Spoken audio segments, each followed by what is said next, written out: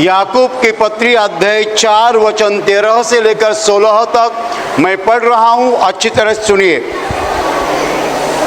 तुम जो यह कहते हो कि आज या कल हम किसी और नगर में जाकर वहां 1 वर्ष बिताएंगे और व्यापार करके लाभ कमाएंगे और यह नहीं जानते कि कल क्या होगा। सुन तो लो, तुम्हारा जीवन है ही तो क्या। तुम तो मानो भाप समान हो जो थोड़ी देर दिखाई देती है फिर लोप हो जाती है। इसके विपरीत तुम्हें यह कहना चाहिए कि यदि प्रभु चाहे तो हम जीवित रहेंगे और यह या वह काम भी करेंगे। पर अब तुम अपनी डिंग पर घमंड करते हो, ऐसा सब घमंड बुरा होता है। Hallelujah, hallelujah, hallelujah, hallelujah. भाई और बहनों, वचन कहता है कि तुम अपने मन में कहते हो मैं फलाना नगर जाऊंगा, वहाँ व्यापार करूंगा और वहाँ कुछ लाभ कमाऊंगा, कुछ कमाई करूंगा, लेकिन तुम यह नहीं जानते कि कल क्या होगा। कल का दिन तुम नहीं जानते हो। हम बहुत प्लान्स करते हैं, बहुत योजना करते हैं, लेकिन हम कल जानते नहीं है। कल को हम नहीं जानते हैं। तो वचन आगे कहता है, तुम तो भाप के समान हो, वो थोड़ी देर दिखाई देती है फिर लोप हो जाती है। अंग्रेजी में भाप को वेपर कहते हैं, मराठी में हम वाफ कहते हैं, हिंदी में बाफ कहते हैं। वो थोड़ी देर दिखाई देती है फिर लोप हो जाती है, नहीं देख पाते हैं। हमारा जीवन वैसा है। तो हम क्या कहना चाहिए? वचन कहता है तुम ऐसा कहना चाहिए, यदि प्रभु की इच्छा हो तो मैं जीवित रहूंगा और फलाना काम करूंगा, ये काम करूंगा या वह काम करूंगा। प्रभु की इच्छा हो तो मैं जीवित रहूंगा।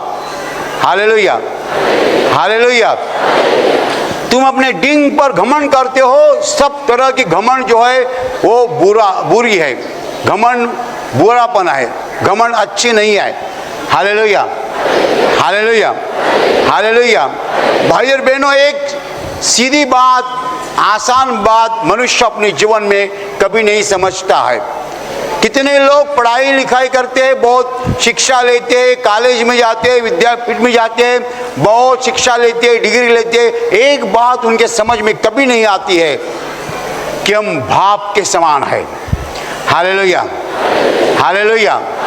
हम भाप के समान है, ये बात कितने लोगों के ध्यान में नहीं आती है। बहुत से लोग पढ़े लिखे लोग या धनिक लोग, अमीर लोग, सत्ता जिनके हाथ में, ऐसे लोग, एक चीज हमारे ध्यान में कभी नहीं आती है। जो सत्य है हम नहीं जानते हैं कि हम भाप के समान है। Hallelujah, hallelujah, hallelujah. जब हम पानी गर्म करते हैं भाप निकलती है, लेकिन वो भाप हम थोड़ी देर तक देख सकते हैं।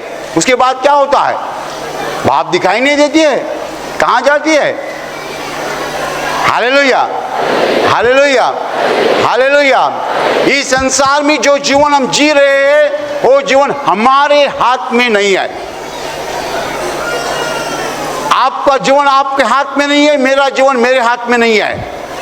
हमें जीवित रखने वाला कोई है। हम खुद की ताकत से जीवित नहीं रह सकते हैं। We are not alive on our own, not on our own strength.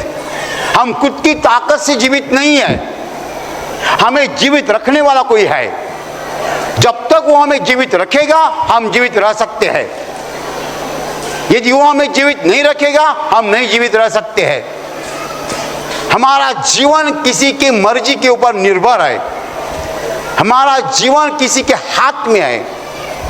यदि वो हमें जीवित रखे तो हम जीवित रह सकते हैं, यदि वो हमें जीवित नहीं रखेगा हम नहीं जीवित रह सकते हैं। Hallelujah, hallelujah, hallelujah. बहुत भारी सत्य है और ये सत्य बहुत से लोग नहीं जानते हैं। बहुत से लोग नहीं जानते हैं। उनको लगता है ये फलाना मेरा प्लान है, ये मेरी योजना है, मैं ऐसा करूँगा, वैसा करूँगा, वैसा करूँगा, वैसा करूँगा।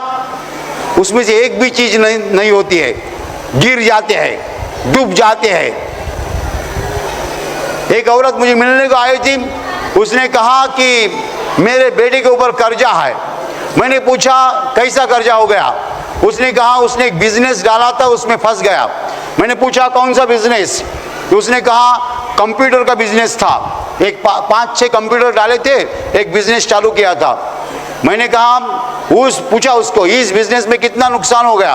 वो बोले 3 लाख रुपए नुकसान हो गया। ठीक है, तो कर्जा कितना है? कर्जा 12 लाख है। 3 लाख रुपए नुकसान हो गया, 12 लाख कैसे कर्जा हो गया? वो बोलते ये उसका पहला बिजनेस नहीं था, ये तीसरा बिजनेस था जिसमें वो फेल हो गया। मैंने पूछा पहला कौन सा बिजनेस था? वो भी कंप्यूटर का ही था। एक बंबई में डाला था, एक थाना में डाला था, एक और कहाँ डाला था।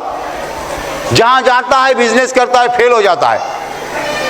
हिंदी में कहते हैं नाकामयाब हो जाता है, असफल हो जाता है। हालेलुया। कितने लोग मेरे पास आके मुझे बोलते ब्रदर मैं जहां भी जाता हूं वहां फेल हो जाता हूं। Hallelujah, hallelujah, hallelujah. जहां भी मैं जाता हूं वहां फेल हो जाता हूं। क्यों ऐसा होता है? हम इस तरीके से जीवन जी रहे हैं, हम नहीं सफलता पा रहे। इसका कारण ऐसा है, परमेश्वर चाहता है कि हम समझे हम कौन है। हमारे समझ में आना चाहिए हम कौन है। हमारे हाथ में हमारा जीवन नहीं है, हमें समझना है। कितने लोग बोलते हैं हमारा जीवन हमारे हाथ में है, नहीं है। हमारा जीवन परमेश्वर के हाथ में है, ऊपर वाले के हाथ में है। कोई लोग अच्छा कहते हैं, परमेश्वर नहीं कहते, ऊपर वाला कहते हैं। बहुत अच्छी बात है। Hallelujah, hallelujah. क्योंकि ऊपर रहता है, वो स्वर्ग में रहता है, उसके हाथ में हमारा जीवन है। Hallelujah, hallelujah, hallelujah. भाई और बहनों, घमंड कैसी आती है? घमंड का कारण क्या है? घमंड का कारण यह है कि हमें लगता है हम हमारे जीवन की गाड़ी चला रहे हैं। हमें लगता है हमारे जीवन की गाड़ी हम चला रहे हैं। एक आदमी की शादी हो जाती है, उसको बेटा हो जाता है। बेटा होने के बाद वो ऐसा चलता है, अरे कैसा बेटा हो गया इसलिए? अरे बेटा तो परमेश्वर ने दिया, तुमने क्या किया? परमेश्वर देता है तब बेटी हो जाती तो। Hallelujah, hallelujah. कितने लोग कहते बेटा नहीं है, कितने बच्चे? 5 ही बेटियां है, एक भी बेटा नहीं है। तो क्या करेंगे? क्या करेंगे? कुछ नहीं करेंगे, रोना चाहिए, और क्या करेंगे? हालेलुया। हाँ, परमेश्वर के सामने आकर रो तो देगा बेटा, हो देने वाला हो है। हालेलुया। घमंड करने के लिए हमारे पास कुछ नहीं है। कोई लोग घमंड करते हैं, उनकी गोरी कातरी गोरी चमड़ी होती है, वाह वाह ये सब काले हैं, मैं गोरा हूं। हालेलुया। अरे लेकिन क्या गोरी का चमड़ी है, थोड़ी दिन रहेगी, एक काला दाग आया चली गई। कितने लोगों का काला दाग आ जाता, खलास। Hallelujah, hallelujah. पहले, बहुत पहले मुझे भी एक घमंड थी। कौन सी घमंड मालूम है? मेरी हाइट की, ऊंची। मैंने ये तो शॉर्ट है, ये शॉर्ट है, मैं ऊंचा हूँ। ये नाटा है, वो नाटा है, वो नाटा है, वो नाटा है, मैं ऊंचा हूँ। हालेलुया। मुझे बहुत घमंड थी मेरे हाइट की, ऊंचापन की। हर आदमी को कहाँ ना कहाँ घमंड होती है, जैसे कि सब कुछ हम कर रहे हैं। हम नहीं कर रहे कुछ। जीवन हमारे हाथ में नहीं है, हमें समझना है। कितने लोग पढ़ने लिखने के बाद भी बेवकूफ़ हो जाते हैं। कभी कभी पढ़ाई लिखाई हमें बेवकूफ़ बनाती है, पागल बनाती है, क्योंकि पढ़ने लिखने के बाद हमको समझ लगता है हमको सब कुछ आता है। हालेलुया। हमें सब कुछ नहीं आता है, सब कुछ उसे मालूम है, सब कुछ उसके हाथ में है, हमारे हाथ में नहीं है। Hallelujah, hallelujah. अंग्रेजी में इसके लिए एक शब्द है सरेंडर। मराठी में हम कहते हैं शरण जाने, हिंदी में भी शरण शब्द होगा, शरण, सरेंडर। परमेश्वर को हम सरेंडर करना है कि मेरे हाथ में कुछ नहीं है, मेरी ताकत से कुछ चलता नहीं है, जो कुछ हो रहा है तुम्हारी ताकत से हो रहा है। Hallelujah, hallelujah.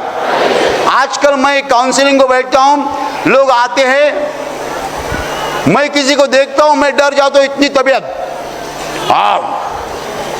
मैं पूछने वाला हूं कि तुम्हें कुछ बीमारी नहीं होगी ना? वो बोलता है ब्रदर घुटना दुखता है। अरे इतना मोटा आदमी बोलता है घुटना दुखता है। Hallelujah, hallelujah. अभी सुन सुनकर मैं थक गया। मोटा आदमी ऐसा चलता है, क्या होता है?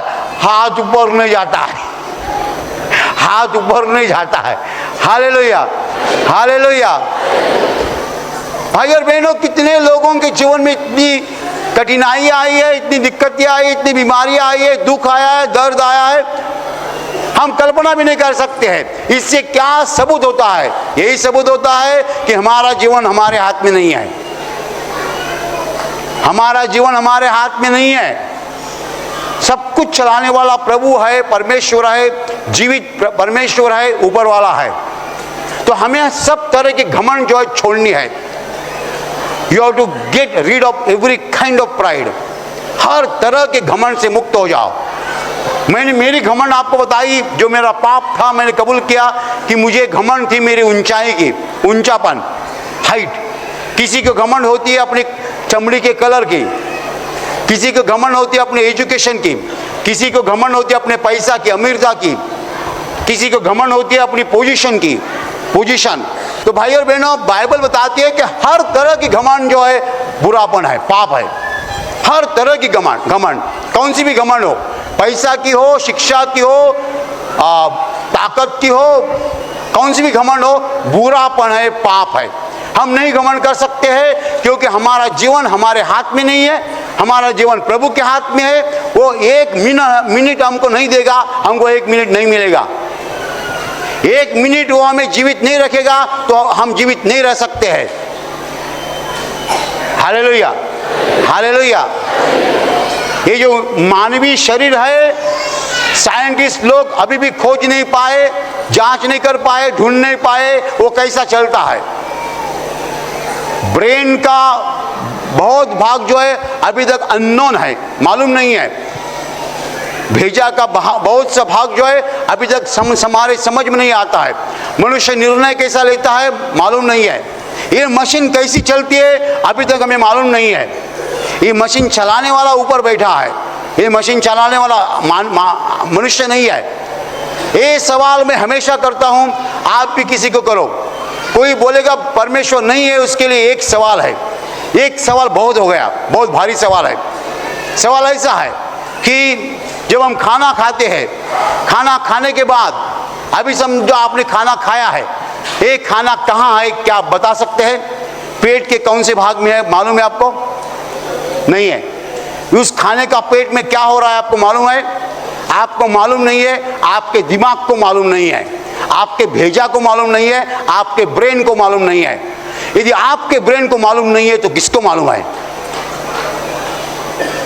आपके पेट में खाना कहाँ है आपके ब्रेन को मालूम नहीं तो मेरे ब्रेन को मालूम हो जाएगा। हालेलुया। ये जो दोपहर आपने खाना खाया है कहाँ चला गया, कहाँ जा रहा है आपको मालूम नहीं है, आपके ब्रेन को मालूम नहीं है, आपके दिमाग को मालूम नहीं। इसका मतलब और किसी को मालूम हो सकता है। मैंने यदि आपको सवाल किया कल दोपहर 2 बजे आप कहाँ थे, आप जवाब दे सकते हैं। कैसे जवाब दे सकते हैं? आपकी मेमोरी में है ना, आपकी मेमोरी में है। कल दोपहर 2 बजे आप कहाँ थे, आपकी मेमोरी में है, आप बोल सकते हैं। लेकिन फिलहाल खाना आपके पेट में कहाँ है आप नहीं बोल सकते, क्योंकि आपके मेमोरी में नहीं है, आपके दिमाग में नहीं है। यदि आपके दिमाग में नहीं तो मेरे दिमाग में कैसा आएगा और किसी के दिमाग में कैसा आ जाएगा?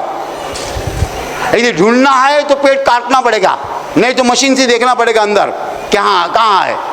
किसी को भी मालूम नहीं है। Nobody knows, किसी को भी मालूम नहीं है।